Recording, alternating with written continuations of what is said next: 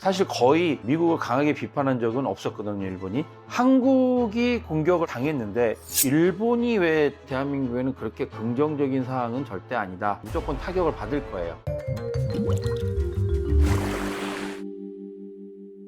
안녕하세요, 사도사 윤상필입니다. 최근 국제 정세에 특이한 변화가 감지되고 있는데요, 일본이 갑자기 한국 편을 들고 있다는 소식 혹시 들어보셨나요? 한일 관계가 사실 좋았던 적이 거의 없는데 웬일로 일본이 트럼프를 비판하면서 한국을 감싸는 듯한 모습을 보이고 있습니다. 평소와는 다른 이 상황, 대체 무슨 일이 벌어지고 있는 걸까요? 트럼프 대통령이 집권한 후 첫 의회 연설에서 한국을 콕 집어서 언급을 했습니다. 근데 이걸 두고 일본 언론이 강하게 반발하고 나섰죠. 단순한 뉴스처럼 보이지만 가만히 들어보면 이게 단순한 언론 반응은 아닌 것 같아요. 이런 변화는 우리 사업자분들이나 직장인 그리고 은퇴를 준비하는 분들에게 경제적으로 미래와 직결될 것 같습니다. 그래서 오늘은 이렇게 트럼프 발언과 배경 그리고 일본의 반응, 또 우리가 주목해야 될 시사점들에 대해서 한번 깊이 있게 분석을 해보겠습니다. 오늘 끝까지 보시면 국제 정세 속에서 우리 사업자와 직장인 또 은퇴 준비자 하시는 분들께서 어떤 대비를 해야 될지 명확해질 거라고 생각을 합니다.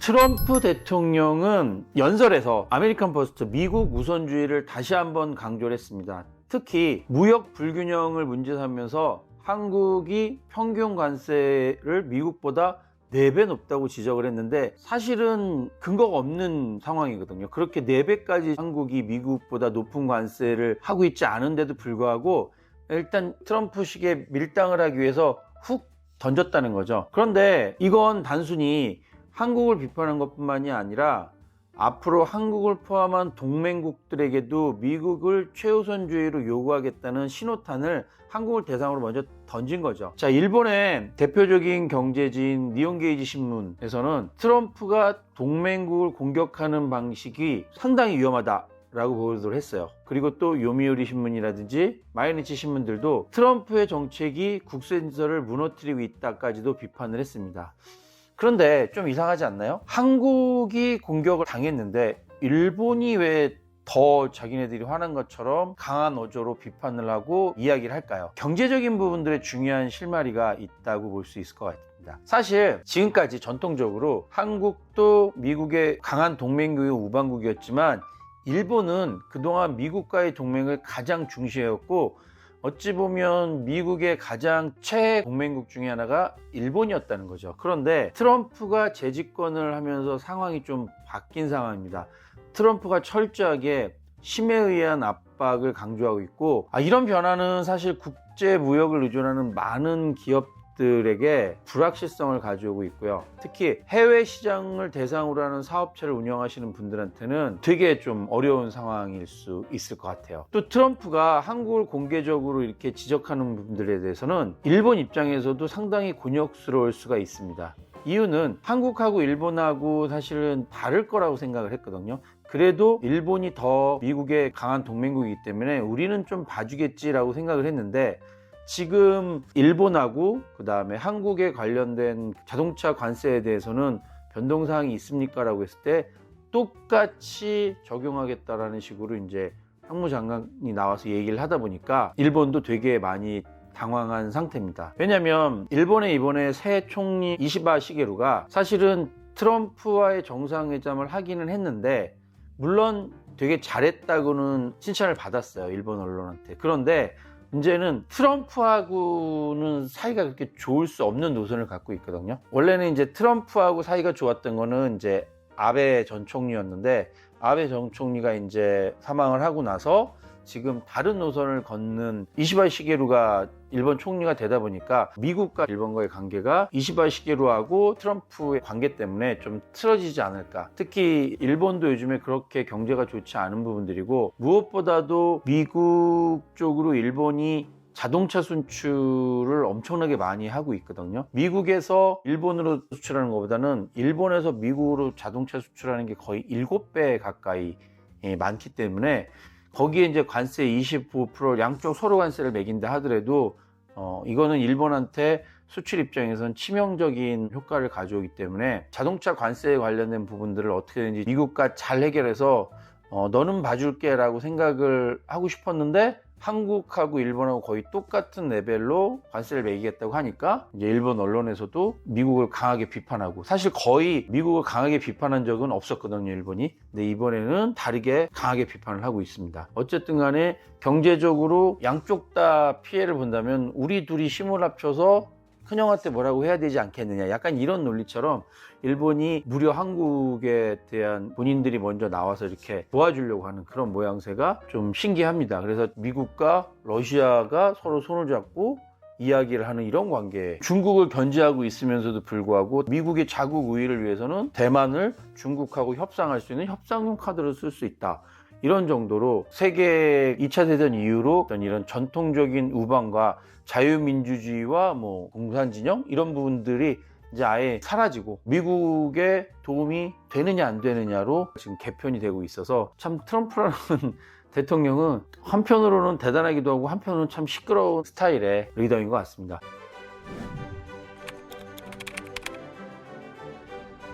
중요한 내용 중에 하나가, 얼마 전 이제 트럼프가 연설에서 알래스카 액화 천연가스 LNG 사업에 참여하기를 우리가 바란다는 식으로 얘기를 했어요. 총 사업비가 최대 440억 달러, 우리나라 돈으로 하나 64조 되는 엄청난 규모인데, 사실은 이거는 트럼프가 하고 싶은 거지 우리가 하고 싶었던 내용은 아닌데, 마치 우리가 하고 싶다는 식으로 얘기를 했고, 거기에 일본과 한국 기업이 참여하기를 원한다, 이런 식으로 이제 약간 엉뚱한 얘기를 했죠.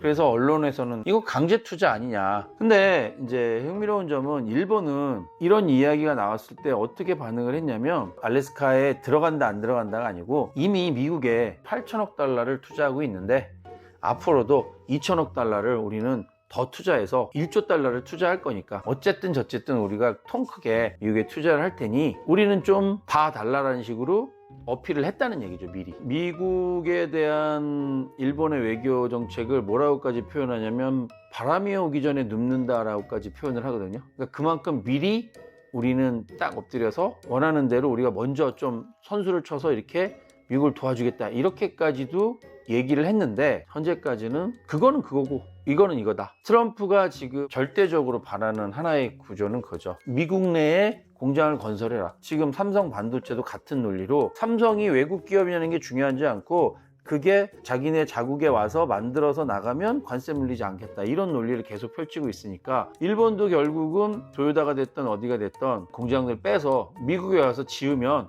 관세 안 받을 테니까, 이게 사실은 트럼프 대통령이 된 지지 세력, 미국 노동자 계층의 가장 원하는 일자리를 만들어 줬으면 좋겠다, 여기에 가장 부합되는 어떤 본질적인 부분들이거든요. 그러다 보니까 거두절미하고 무조건 미국 와서 지어라. 이제 미국도 일본이라고 특별 대우 안 할 거고, 필요하면 한국하고 똑같이 일본도 동시에 압박을 하겠다, 그러니까 들어와라, 이런 논리를 계속 펼치고 있습니다.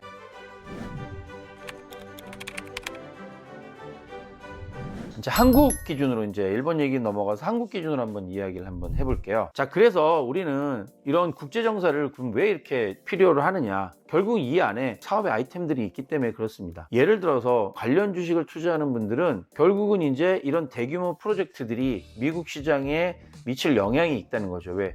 미국에서 공장이 세우고 거기에 공장이 세우려면 대규모의 전력 시설이든지 에너지 시설들이 갖춰져야 되고, 그렇다면 그 파생되는 상품들, 파생되는 인력 구조들, 이런 것들이 다 연관되어 있기 때문에 항상 이런 것들을 또 주목을 해야 된다라는 것들을 아울러 말씀을 드립니다. 어쨌든 이제 트럼프는 한국의 관세 발언을 강하게 했고 방위비에 대한 얘기들 당연히 하고 있습니다. 다른 입장에서는 아까 일본 언론이 트럼프를 강하게 비판하면서 지금까지 한일 관계가 서로 대치되는 관계가 있었는데, 이번 기회에 일본과 한국이 협력을 강화할 수도 있다, 기회를 또 보실 수 있는 부분들도 있지 않을까라는 말씀드려 봅니다. 트럼프가 언급한 알래스카 LNG 사업 같은 경우는 어떨까요? 물론 이제 한국 기업 입장에서도 새로운 기회가 될 수 있겠지만, 이게 약간 봉이 김선달 같은 사업이지 않습니까? 그 넓은 알래스카 안에서 뭐 잘 찾아내야 되는데 찾아내기 전까지는 리스크도 좀 많기 때문에 무조건 생돈이 들어갈 수 있는 상황이어서 이거는 신중하게 결정돼야 되지 않을까라고 생각을 합니다. 그래도 한국이 미국에 대항해서 일본보다 조금 나은 구조는, 지금은 사실은 일본 같은 경우 미국에 그냥 뭐 모든 부분들이 끌려갈 수밖에 없는 상황인데, 그래도 한국은 한 번 정도 덤벼볼 수 있는 카드가 있는데, 이제 그걸 주변에서 많은 분들이 뭐라 하냐면 조선업과 방위산업 분야에 대한 경쟁력이라고 이야기를 합니다. 일본과 달리 한국이 지금 미국하고 딜을 할 수 있는 카드가 있다는 얘기죠. 미국의 군함에 대한 부분들이라든지 이런 조선업에 대한 부분들을 좀 도움을 받을 수 있는 것들이 한국이 아니냐. 또 무기 같은 경우도 한국의 군수물자 생산 능력은 미국의 우방국으로서 큰 무기를 갖고 있기 때문에 마냥 한국과의 관계를 그냥 힘의 논리로 밀어붙일 수는 없기 때문에, 이런 카드를 가지고 우리가 잘 좀 딜을 한다면 일본보다도 대한민국이 조금 더 유리한 입장에서 협상을 할 수도 있지 않을까. 미국에서도 이야기를 했거든요. 한국과 긴밀한 관계를 갖고 싶다라고 먼저 러브콜을 보냈기 때문에 이쪽에 주식을 투자하는 분들, 또 배당주 같은 것들 하시는 분들 같은 경우는 간접적으로 분명히 좋은 영향들이 있지 않을까라는 생각을 합니다. 자, 그럼 이게 이제 좋은 영향도 있는데 당연히 안 좋은 부분들도 있겠죠. 미국에 수출하는 기업들, 특히 자동차, 반도체, 철강, 이 업종은 무조건 타격을 받을 거예요. 직장인 만약에 여러분들이라든지 소속 회사의 이제 수출 의존도가 좀 높은 회사들 같은 경우는 조금 힘드실 수 있는 부분들도 있겠죠. 그리고 이제 원화 가치가 하락을 할 것이고, 원화 가치가 하락을 하면 환율이 오를 것이고, 환율이 오르면 수입 물가가 상승될 것이고, 그러면 또 생활비라든지 이런 인플레이션이 올라가고 소비가 유축되고, 이러면 이제 또 경제가 좀 많이 다운되겠죠. 그래서 여러 가지 세계 경제에 대한 부분들도 있지만 미국의 압박이라는 부분들이 대한민국에는 그렇게 긍정적인 사항은 절대 아니다. 한번 말씀을 드려보겠습니다. 자, 그래서 대형 수출주의 투자보다는 내수 기반의 기업이 조금 더 안정되지 않을까라는 생각을 한번 해봅니다. 필수 소비재, 어쨌든 먹고는 살아야 되니까 물가는 또 올라가고, 이제 고령화 사업에 관련된 건강 관련된 부분들, 이런 기왕이면 조금 더 안정적인 주식으로 투자를 해야 되지 않을까라는 생각을 해봅니다. 그리고 이미 은퇴하셨던 분들은 배당주에 대한 포트폴리오를 좀 재조정하셔야 될 필요가 분명히 있습니다. 그래서 아까 말씀드렸듯이 보통은 대형주 위주로 많이 좀 갖고 계시거든요. 왜냐면 대마불사라는 어떤 내용들이 있기 때문에. 근데 안정적인 내수 기반의 우리나라 안에서도 좀 튼튼한 회사들 많이 있습니다. 솔직히 찾아보면 큰 주가의 상승을 노리진 않지만 이익률이 탄탄한 기업들 같은 경우는 배당주로서의 어떤 가치들이 좀 있기 때문에 포트폴리오를 좀 바꾸는 것들도 한번 생각을 해보시면 좋을 것 같습니다. 솔직히 복잡한 국제정세 부분들과 경제의 흐름을 직장생활 하시면서 또 사업하시면서 하나하나 찾아보기는 쉽지 않으시죠. 그래서 시간 되실 때 한 번씩 이렇게 저희 사도 채널 오셔서 도움 받아 가시면 좋지 않을까라는 생각을 해봅니다.